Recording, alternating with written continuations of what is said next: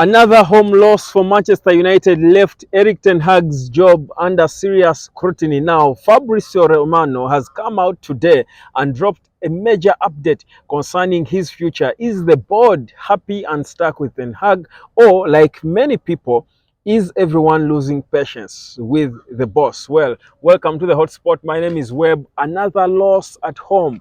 Galatasaray beating us in a manner that we've seen before.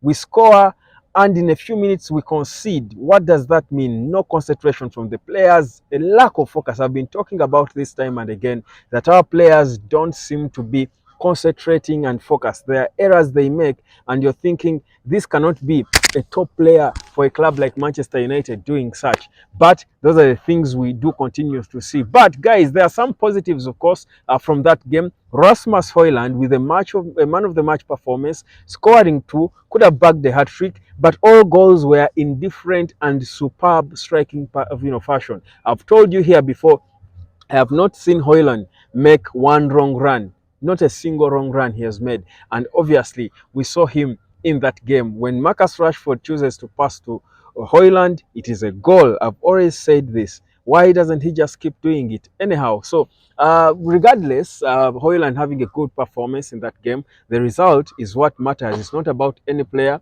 It is always about the bigger picture, and that's the club. So Manchester United lost all 3 points. Another loss, this at home in the Champions League.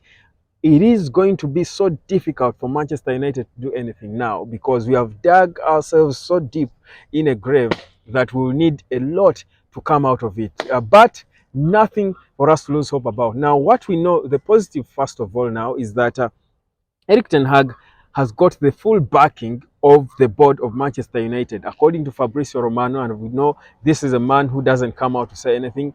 I do quote him. He says the board feels he's the right manager for the short time, long term, mid-term, and long-term future of Manchester United. So they are backing him fully, and they have shown this from the time of the transfer window. Now, of course, is there a point when it comes to people calling for the head of Erik Ten Hag? You would understand, because if you're coaching a club like Manchester United, fans expect wins. That is what they want. At Manchester United, unfortunately, unlike other clubs like Ajax, you don't have so much time to build, and to lose games, especially at home.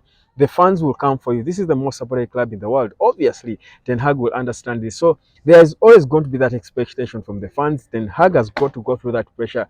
I was listening to a former Manchester United player, as Zlatan Ibrahimovic, talking to Piers Morgan, and he was talking about the situation at Manchester United and of course Ten Hag and what he's doing. And he was saying coaching Ajax is different from coaching a club like Manchester United, because Ajax is more of a building club. You're coaching young players who have not got so much money. They have not got a lot of pressure in terms of expectations from the world. There could be a bit of internal pressure in Netherlands, but it's not a global pressure like a club like Manchester United. So Ten Hag has got to learn. He's adjusting. He's learning. He has not really managed clubs with big players earning crazy wages, but Zlatan seems to suggest that maybe, and you don't want to blame Ten Hag because he's learning on the job, that maybe he's still learning to manage to get the difference between managing players for a club like Ajax, small players, young players who are not so filthy rich, and managing a big club like Manchester United, where you're managing players earning £400,000 per week, big stars, big expectations. So he's learning on the job, and there's only one way to learn: on the job, and that's according to Zlatan, which I thought made sense, because again, I was telling you in one of my recent videos about the weakness of Ten Hag, and I was telling you how maybe he looked a little too ruthless. And you're thinking maybe this is exactly what we are seeing. The way he would manage kids playing for Ajax is what he's doing at Manchester United, but probably that might not work. You might lose the dressing room. It might look different, because some of these stars, they are followed, they know the pressure already, and they have so many fans, backing them. So your opinion will divide the fan community, and it's powerful. So that's one thing. But we have got to accept the fact that there is reality. Whereas Ten Hag is performing, and we as the fans is performing poorly, and we as the fans want results. We don't want to be blind to the reality that Manchester United, first of all, has been doing so bad, and in fact, Erik Ten Hag has exposed how bad the rot that has been in Manchester United. That will mostly attribute to the Glazers, obviously. but he has tried to do a lot in that route.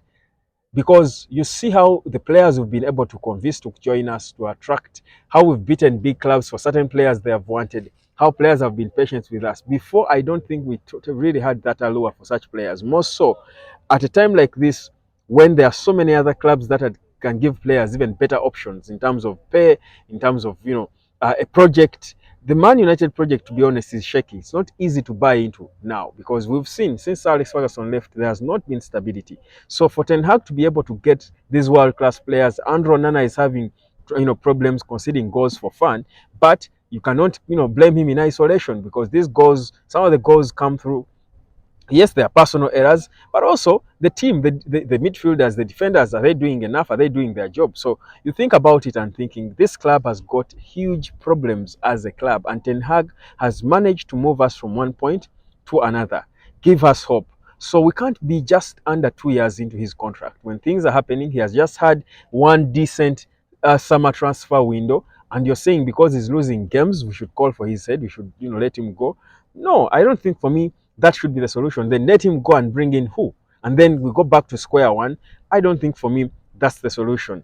Should he be questioned now for certain things, certain losses, for example? Should he be responsible? Yes, but his responsibility should not go as far as him being sacked. We are not there yet. But should we question him for wrong tactics at times?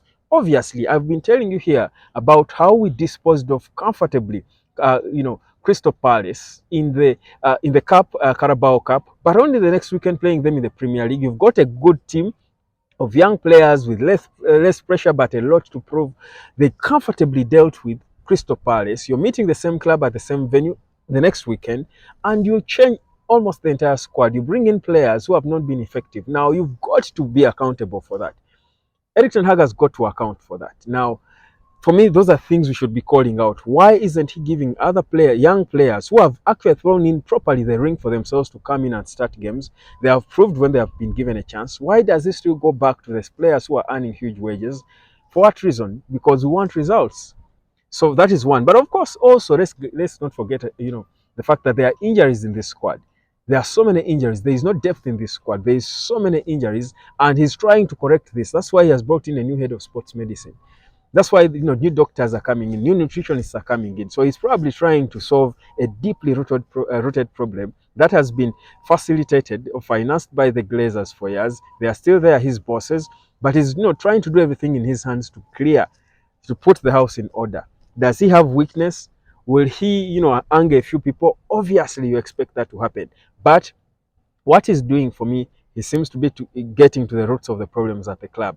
But it's good for me. I like the fact that he has got the full backing of the board, and that for me will give him more focus and attention. And let's give him more time, guys, to try and clear. There are areas we are improving. The issues to do with Ten Hag's tactics can be questioned.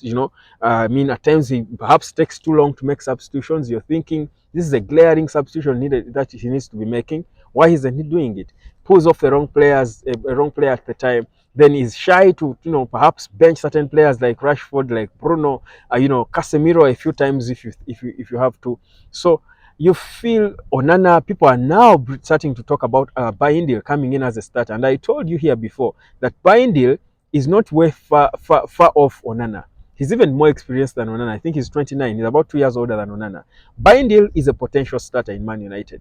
Given a chance, he can run away with it. But of course, Ten Hag wouldn't want to do that because, again, like I started, I don't think Andre Onana is really the problem we should be focusing on as Man United now. I think the outfield players are a bigger problem for United than Onana. In fact, I think because of how shaky these players are, that's why Onana is beginning to look jittery, at times as well.